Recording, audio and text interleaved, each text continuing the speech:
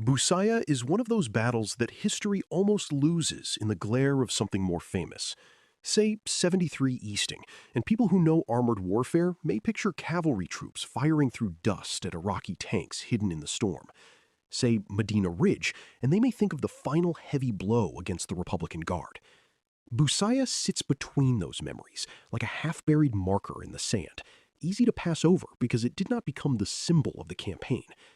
Yet on February 26, 1991, before 7th Corps could fully wheel east into the decisive fight, the 1st Armored Division had to deal with this place, this stubborn patch of Iraqi defenses, vehicles, bunkers, supply points, and soldiers standing in the way of the Corps' momentum. If you would like to move beyond the podcast, you can see my available books at militaryauthor.me. And at trackpads.com, you will find magazines and galleries with hundreds of thousands of photos and videos to explore. To understand Busayyah, it helps to imagine the campaign not as a clean arrow, but as a heavy machine turning in motion. 7th Corps had crossed the Iraqi border as part of the Great Western Envelopment, pushing north through desert before beginning the turn east toward the Republican Guard. On a map, that turn can look graceful, almost effortless. In the real world, it was made by thousands of vehicles, moving through dust, darkness, fuel stops, command limits, and enemy positions that still had to be found and reduced. Busayyah lay along that approach, a small desert town and military position that mattered because it stood on the route of a much larger movement. The 1st Armored Division could not simply wish it away. The 1st Armored Division, known as Old Ironsides, was one of the heavy formations sent to give 7th Corps its crushing power. Its tanks, Bradleys, artillery, engineers, scouts, and support units had come from the world of Cold War training and were now being asked to fight across desert distances against an Iraqi army, battered but not absent. By the time the division neared Busayyah, the ground war had already begun to move fast. Coalition air power had struck Iraqi forces for weeks. The breach had opened the way through the defensive crust. The Corps cavalry was moving ahead elsewhere, searching for the enemy in weather that made the battlefield feel uncertain and close. Old Ironsides now faced a familiar armored problem: keep the operational timetable moving while clearing a tactical obstacle directly in the path. Busayyah was not a great city or a fortress from an older age. It was a desert settlement and military node, surrounded by positions that Iraqi forces had used for defense, storage, and control of the surrounding area.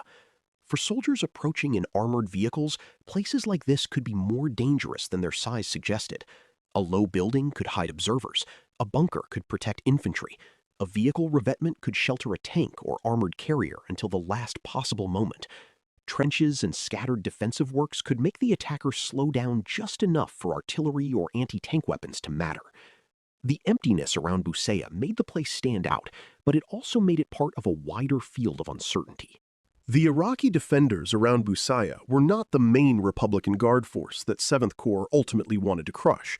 Many belonged to regular army formations, and their condition reflected the punishment and strain Iraq had endured since January. Some were tired, hungry, isolated, and shaken by air attack. Some were unsure what was happening beyond their own positions because communications had been degraded and higher command was slow to respond. But none of that meant the position could be ignored. Even a weakened defender can kill if he is bypassed carelessly. Even a demoralized unit can leave mines, artillery, or hidden vehicles behind it.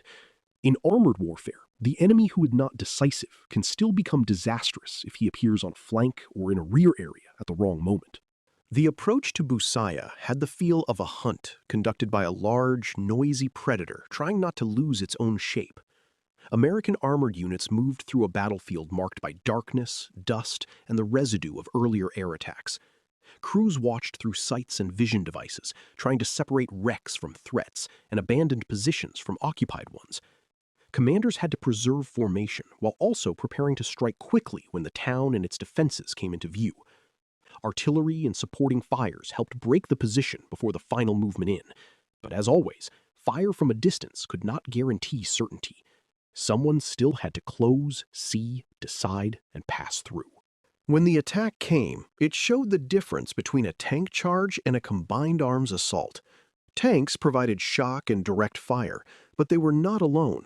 Bradleys moved with them, adding their own firepower and carrying infantry who could deal with threats that tanks could not safely solve by themselves. Artillery struck beyond the immediate line of sight, suppressing defenders and complicating any Iraqi attempt to organize resistance. Engineers and support vehicles remained essential because the battlefield might contain mines, obstacles, damaged roads, or broken vehicles that could block movement. The point was not simply to destroy whatever was in Busayyah.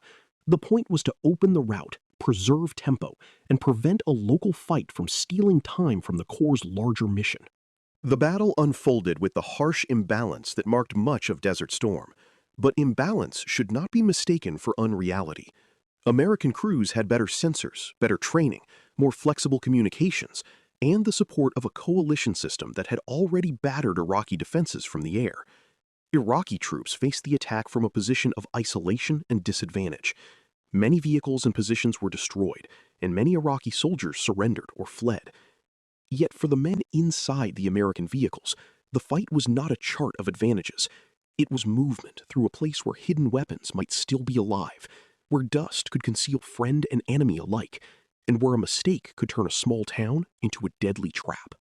Busayyah also revealed how fast destruction could arrive when a late 20th century armored force found a weaker defensive system in the open.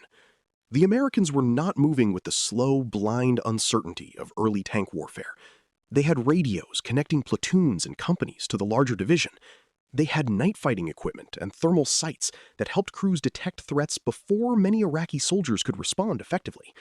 They had artillery that could be called and adjusted as part of a moving fight. They had crews trained to fire on the move and leaders expected to keep momentum unless ordered otherwise. When all of those pieces worked together, an Iraqi position that might have delayed a less coordinated force could be shattered in a short, violent action. Still, there was danger in reading Busayyah only as proof of American superiority. The more useful lesson is about tempo. 7th Corps needed to keep turning east, and every encounter with Iraqi forces forced commanders to decide how much time to spend reducing resistance and how quickly to push onward. Leave too much behind, and the Corps risks disorder in its rear and flanks. Stop too long, and the Republican Guard may slip away or reorganize.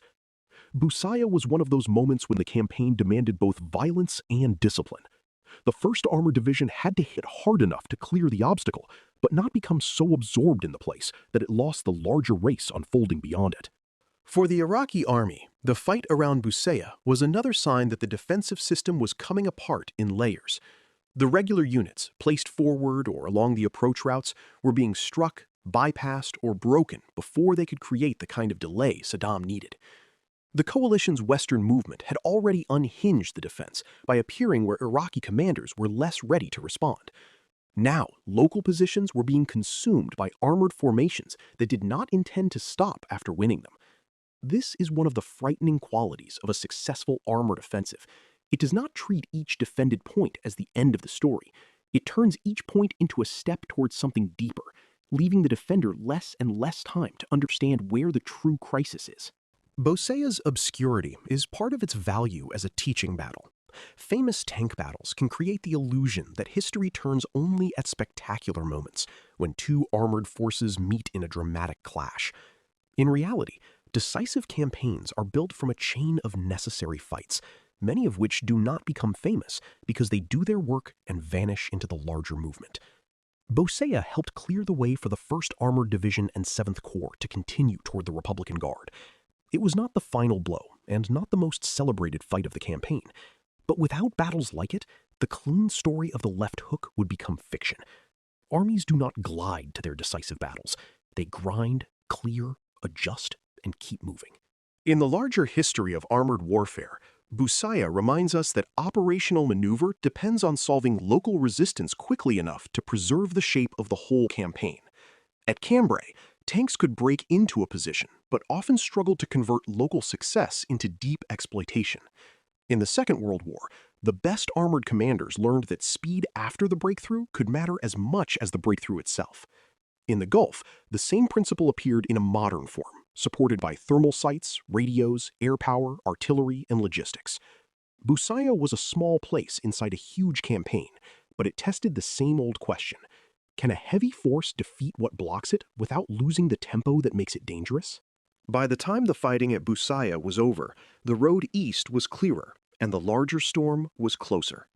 The 1st Armored Division had removed an obstacle from the Corps' path and helped maintain the pressure that would soon bring American forces into contact with more significant Iraqi armored formations. Elsewhere, the 2nd Armored Cavalry Regiment was moving toward the grid lines that would become famous, and the whole Corps was gathering itself for the turn into the Republican Guard fight.